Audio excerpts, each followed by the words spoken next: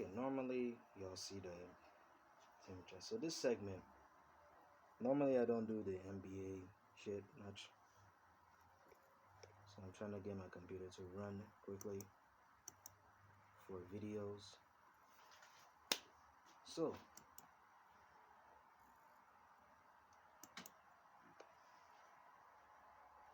the thing is, I gotta really bring this up.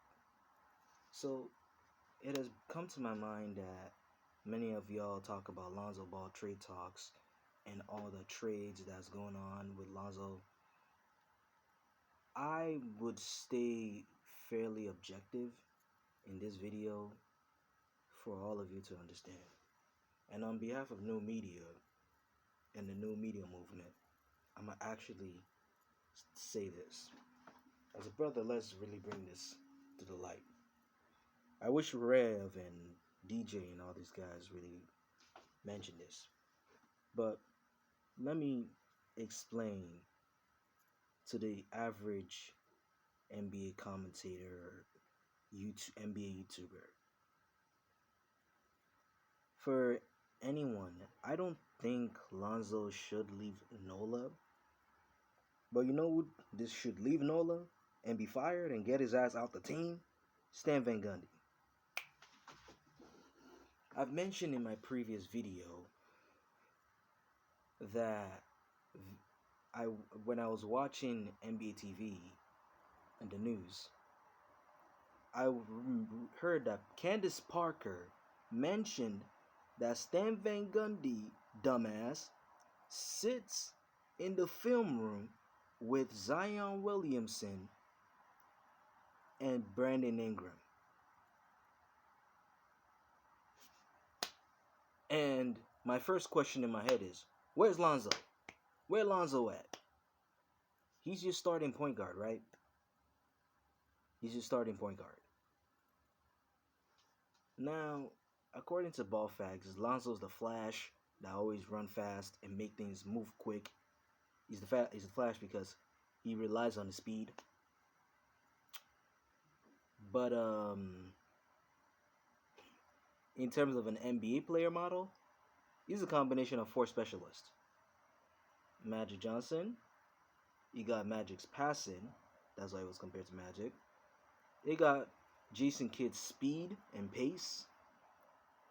John Stockton defense, because people don't think Stockton can play defense. He can play defense. John Stockton defense. And he got Jason Williams stats. You now understand all four. Now, I've never had to explain to any NBA commentators and all these guys that Lonzo's not a bust, but I already discussed that in the previous video. You see, the argument that Lonzo should leave NOLA and go to teams like Chicago, Miami, and all that, I don't think Lonzo would leave NOLA or should leave NOLA. And this is where I actually bring in Lonzo's contract. And I'll tell you why NOLA is probably not going to give up Lonzo. Let me explain. Remember, this season, this 2020-2021 season, Lonzo's supposed to be a free agent. Let me make that clear. Lonzo's supposed to be a free agent this season. But let me keep it a buck with all of y'all. According to Ball in the Family and Lonzo's words himself, he said the New Orleans Pelicans found a fourth-year option in his contract. Fourth-year option. That means they gave him 1-year extension. So Lonzo's supposed to have a 3-year contract as a rookie. But they gave him a 1-year extension in his rookie contract. So right now Lonzo's still under a rookie contract. 4 years, right?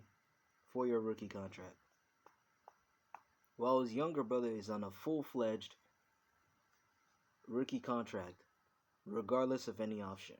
Lonzo was on a 3-year contract.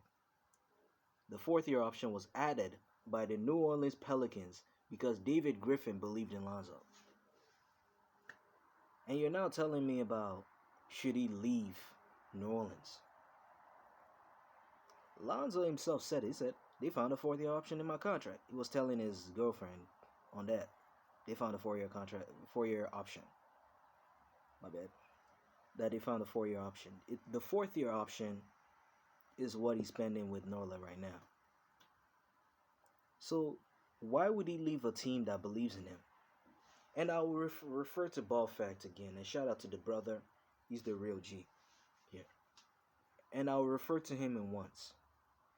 He mentioned that the New Orleans Pelicans on the outside shuns Lonzo, but on the inside, they cannot fail to ignore his true talent. He said it. They can shun him on the outside, but on the inside, they cannot ignore his true talent. The only odd man out here is Stan Van Gundy. Because I don't understand how you're a coach.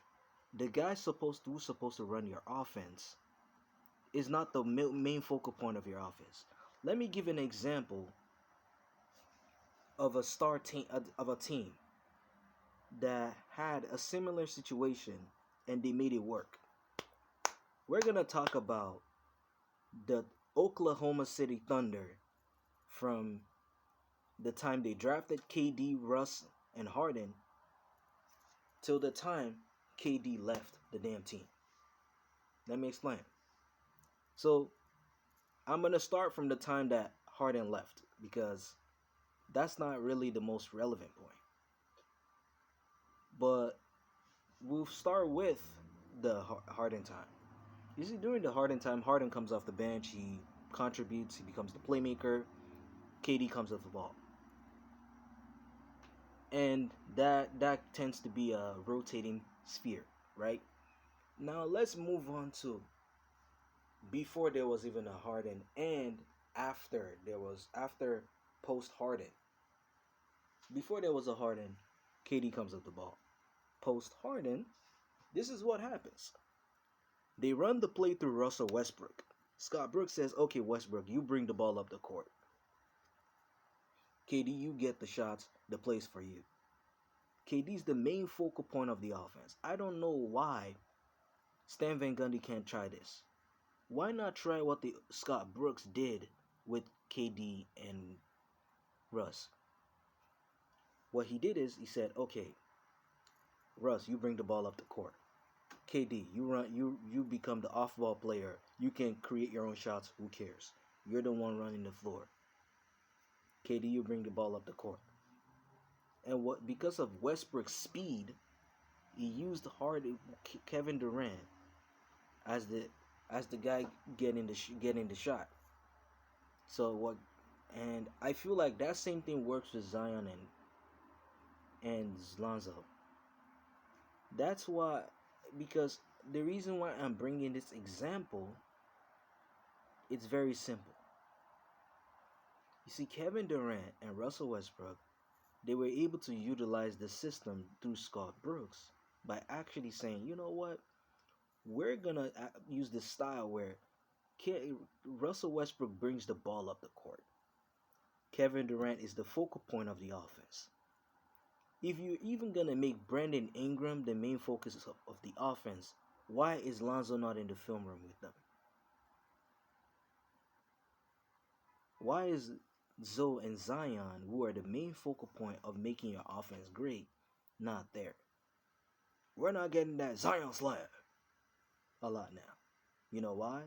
We're not getting Zion slam because stupid, dumb Van Gundy wants to be old 90s basketball. Let's run the play. Let's run the slow slap. Not even it's the 90s. It's not the 1990s, the Jordan era. He wants to bring it back to when there was no three-point line. That's the type of offense he's running. What the heck? Like, you're running an offense that's based for the time when there was no 3-point line, in the Jerry West days where there was no 3-point line. Bruh, bruh, you making no damn sense. You trash, bruh. You trash. You trash, bruh. Let me. This is why. You see, now because after this I said it that the offense that worked for KD and Russ, you can try it with Lonzo and Zion because we can see it. You make Zion the focal point of the offense. BI, why not do this? Or use the UCLA system. You want Zion and BI to be the focal point of the offense? Let Lonzo bring the ball up the court. Let him run fast. Let Lonzo and BI run fast. BI be the shooter. Zion be the cutter. It works. BI gets the ball because you want to recreate an offense. When it comes to Lonzo, you want to recreate an offense that's similar to what he's used to. And this is a message to Stan Van Gundy. I hope any YouTuber sees this video and actually, any NBA YouTuber sees this video and actually reiterate this. Stan Van Gundy, please, when it comes to Lonzo, here's what you do. You want to bring UCLA Lonzo back? Bring UCLA to him. You know how? Sorry. Here's how. Step 1. Zion and BI can still be used as weapons on your team. What you do is make BI play LaMelo's role. Ngang. Make BI play LaMelo's role, where he catches the ball and be a catch and shoot shooter. Make Zion play Jello's role, where he cuts to the basket and gets the ball, slams it down, alley-oop. You now understand that part? Or, because we've seen that, you can ask Onyeka Okongwu himself, because he played with them. He played with them in Chino Hills. Onyeka Okongwu comes in, drops in, runs the ball inside the paint. He catches the lob from Lonzo. Game over. That's Chino Hills Lonzo. You need to recreate an offense that's similar to what he's been used to. I'll bring another player. I'll bring 2 specialists. There's one specialist I forgot in the last one I mentioned. I forgot. You see, let me tell y'all a story. So y'all know Steve Nash, the Hall of Famer, right? And I call him a Hall of Famer because he's a first lottery Hall of Famer. Steve Nash. Steve Nash was like Lonzo. He didn't have a good stat line. He wasn't doing good. He was having a decent season, All-Star, winning rings, He wasn't the best. He was winning MVPs here and there. But that MVP season, guess who was the coach? He's now the coach of the Philadelphia 76ers now. Because that coach ran an offense that simulates the pace Lonzo used to. And it worked for Steve Nash. You know what that's called? The 7 seconds or less. What that 7 seconds or less did is that it made Steve Nash run that quick. They use 7 seconds of the shot clock. He's like a 2-minute drill. 7 seconds on the shot clock. You have 7 seconds to finish your shot. It doesn't matter what happened. You have 7 seconds on the shot clock. You have to finish the play in 7 seconds or less. And in that play, you have to run fast and be quick and adapt to the play and switch up. What that does is that it opens plays for threes. That is the problem of it. It was about threes. Why not you create a 7 seconds or less offense? Because Zion is good at cutting to the basket. Why not create a 7 seconds or less offense that's all about Zion cutting to the basket? Which brings me to specialist number 2. We're not going to talk about the Showtime Lakers because them boys were running. The one that compared to him, Jason Kidd. Jason Kidd was given the chance to be him. And you know what that opened a chance for? He was hooping. Jason was not having a superstar season, but he was giving you what he's needing. He was getting his 10 assists, he was getting his little stat line, and everything was fine. He was doing what he can do, and he won a ring. He did his best. Jason did the right things. He was giving you flashes, flashy passes, speed.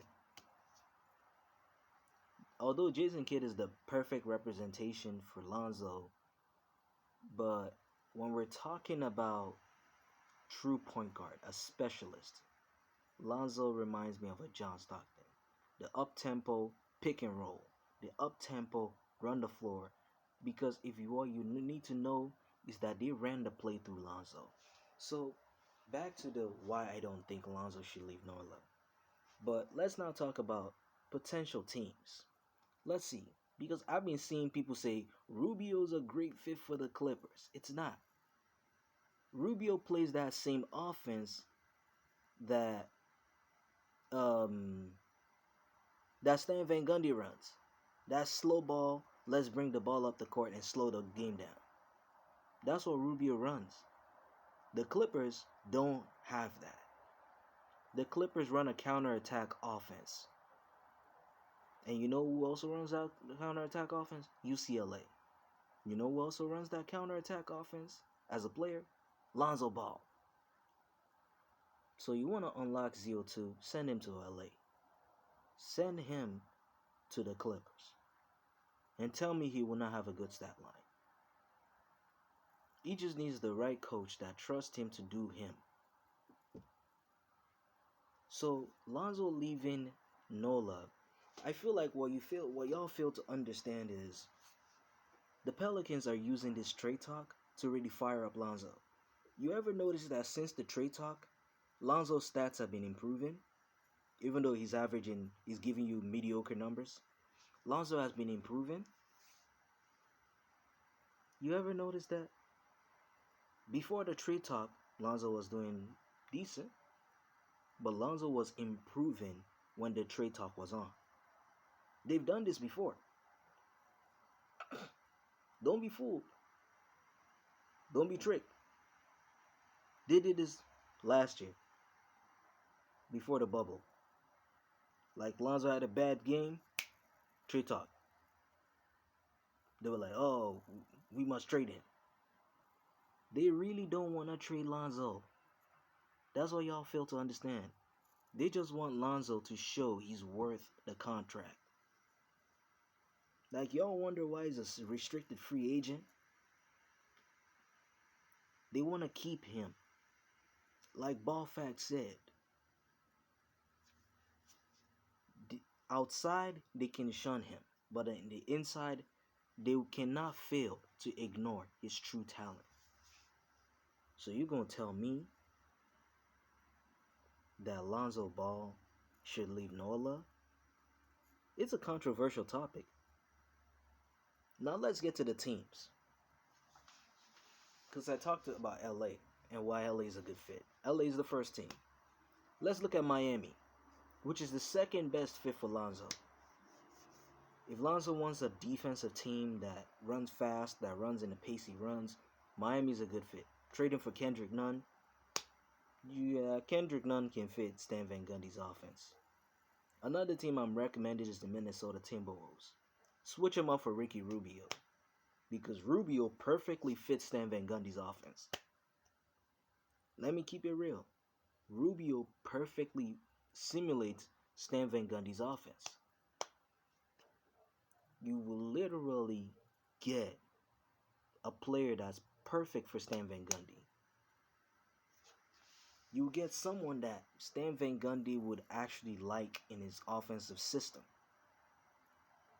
So Rubio fits Van Gundy's system more than any other point guard or any other player that's about to be traded. You don't get it? Because here's why Rubio's a bad fit for the Clippers. The Clippers like to run fast. They're that team that if they get a steal and all that, they want to run fast. They want to get to the basket very quickly. Lonzo gives them that. You want to get ZO2 in UCLA and Chino Hills? Send him to LA. Don't give him the Bulls, the fucking Bulls.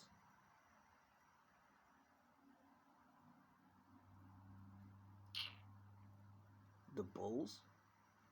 Here's the reason why the Bulls may not fit. You see, the Bulls may give him a chance to thrive, but the Bulls is not a good fit because unless they trade Kobe White or Zach LaVine is put on a lesser role, it won't work. Because Zach LaVine is the one being the main ball handler. And for y'all to understand, they play the same damn position. Don't y'all get it? Zach LaVine was also drafted as a point guard. He ain't no shooting guard. He just playing shooting guard because that's the role they put him in. He a point guard. Like this is the Bulls lineup. You have 2 point guards. Then you have Otto Porter. Then you have a guy who can stretch the floor. Zion can do what Lauri Markkanen can do. The only difference is Lauri Markkanen is a catch and shoot shooter. Lauri Markkanen is not Zion Williamson.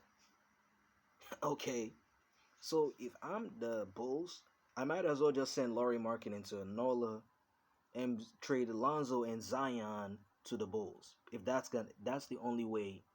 So you trade Kobe White and Lauri Markkanen to NOLA for Zion and Lonzo.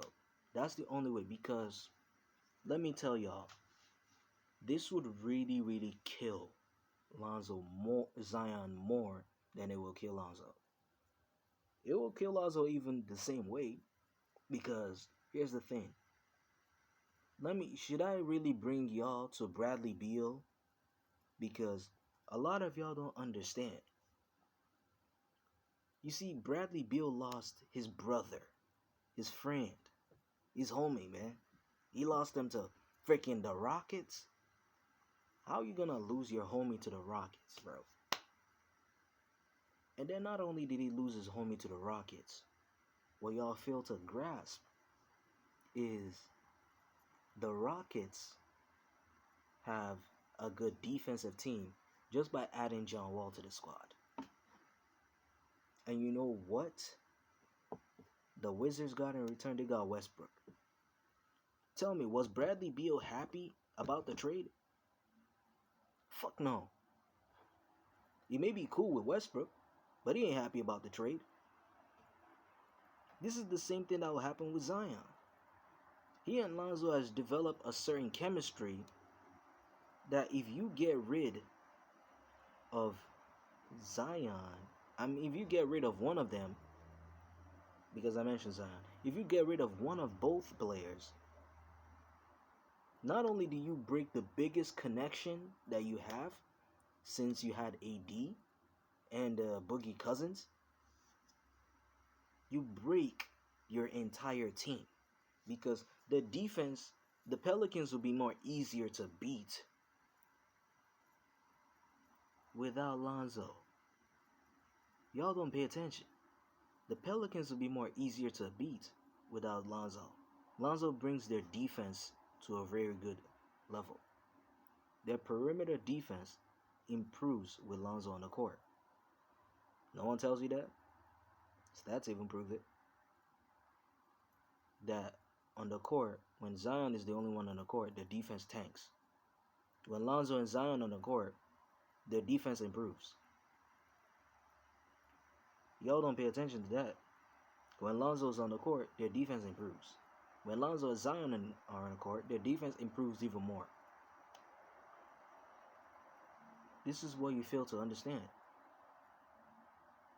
So if they were gonna trade Lonzo, they might as well trade Zion and lose their franchise player, because there's no point. Just like, and this isn't the final to end the video, I'ma say this. Just like Westbrook cannot replace John Wall to Bradley Beal, any player traded for Lonzo cannot replace Lonzo to Zion Williamson. Thank you.